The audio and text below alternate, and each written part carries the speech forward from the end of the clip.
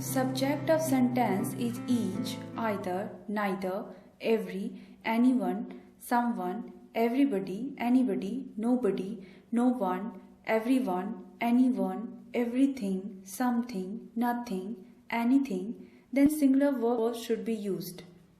अगर किसी सेंटेंस का subject each, every, either, neither, someone, everyone, etc. हो तो हमें सिंगुलर वर्ब का यूज करना चाहिए.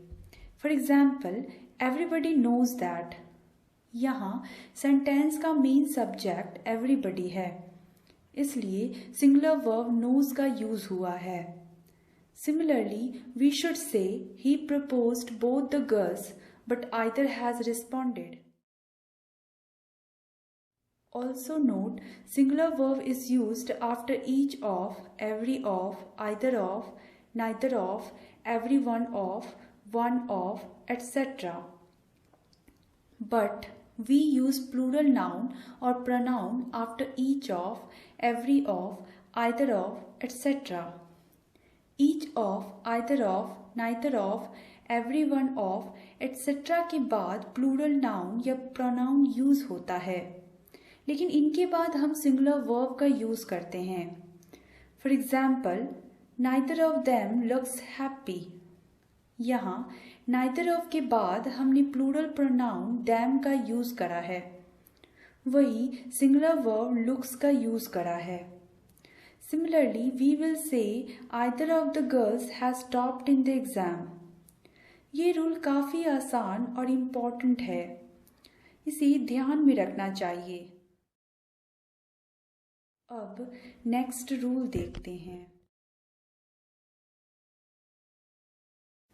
After both, both of, few, few of, a few, many, many of, a great many, a number of, a large number, plural noun and plural verb is used. Both, both of, many, many of, etcetera के बाद plural noun और plural verb का use होता है. For example, many singers live in Mumbai. A number of suggestions were made. दोनों sentence में plural noun और plural verb का यूज हुआ है, but we usually get confused when instead of a number of the number of is used and in place of many, many a is used, because after many a and both singular noun and singular verb is used.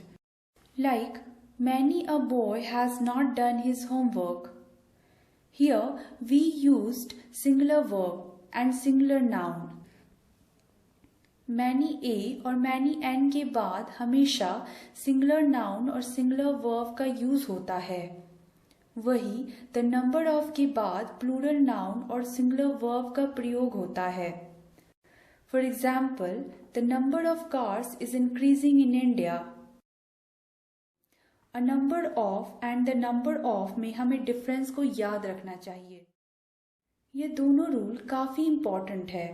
Exam में इनसे questions पूछे जाते हैं, इसलिए इन्हें ध्यान से समझ लें.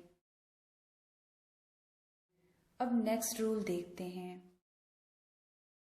Rule 7. I have already discussed countable and uncountable nouns in my previous videos.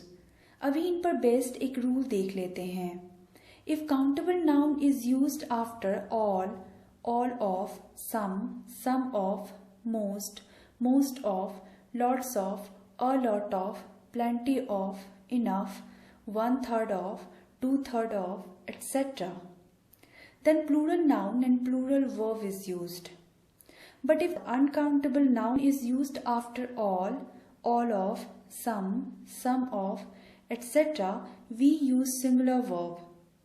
अगर all of, some of, etc. के बाद countable noun आता है तो वह plural form में यूज होता है. साथ ही हम प्लूरल फॉर्म ऑफ वर्ब का प्रयोग करते हैं, किंतु अगर इनके बाद अनकाउंटेबल नाउन आते हैं तो हम सिंगुलर वर्ब का यूज करते हैं. ध्यान रहे, अनकाउंटेबल नाउन का कोई प्लूरल फॉर्म नहीं होता है. ऐसे केसेस में गलती से भी अनकाउंटेबल नाउन का प्लूरल बनाने की कोशिश ना करें. अब इस रूल से रिलेटेड कुछ एग्जाम्पल्स देख लेते हैं। Example, all the water was used in the preparation of shake। यहाँ water एक अनकाउंटेबल नाउन है, इसलिए सिंगुलर वर्ब का यूज हुआ है। But if we say all the boys were having shake, we will use plural verb as countable noun boy is used. Similarly, half of my answers were wrong. आप इस rule को समझ गए होंगे। अब नेक्स्ट रूल देख लेते हैं। Rule 8. After more than one singular noun and singular verb is used.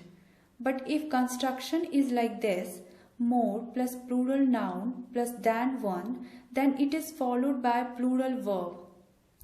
More than one के बाद singular noun और singular verb का यूज होता है, लेकिन अगर construction more plus plural noun plus than one हो तो plural verb का यूज होता है। For example, more than one boy was killed there, but more boys than one were killed there. आप दोनों एग्जाम्पल को ध्यान से देखेंगे तो आप इस रूल को आसानी से समझ लेंगे।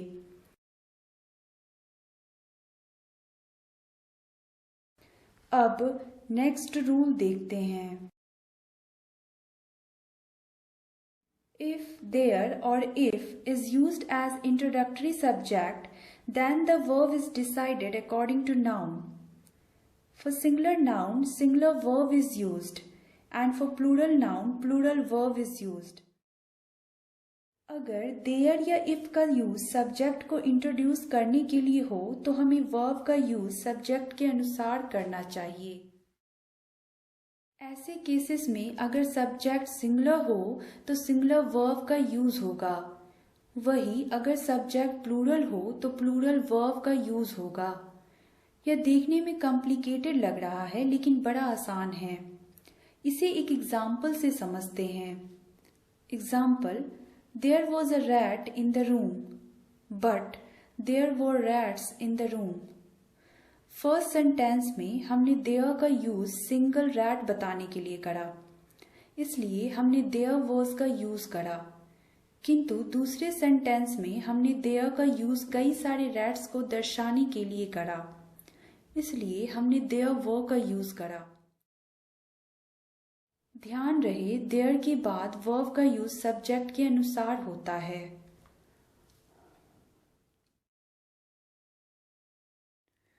ये रूल्स देखने में बहुत ज़्यादा हैं बट बहुत आसान भी हैं। आप इन रूल्स को ईजिली याद कर सकते हैं। वैसे मैं कोशिश करूँगी कि इन रूल्स से रिलेटेड एक टेबल या चार्ट दे दूँ जिसे आप अपने रूम में स्टिक करके रोज़ रिवाइज कर सकें। इन रूल्स से एग्ज़ाम में क्वेश्चन जरूर आते हैं, तो आप इन्हें लाइटली ना लें। अभी कुछ रूल्स और बचे हैं, जल्दी से उन्हें भी डिस्कस कर लेती हूँ।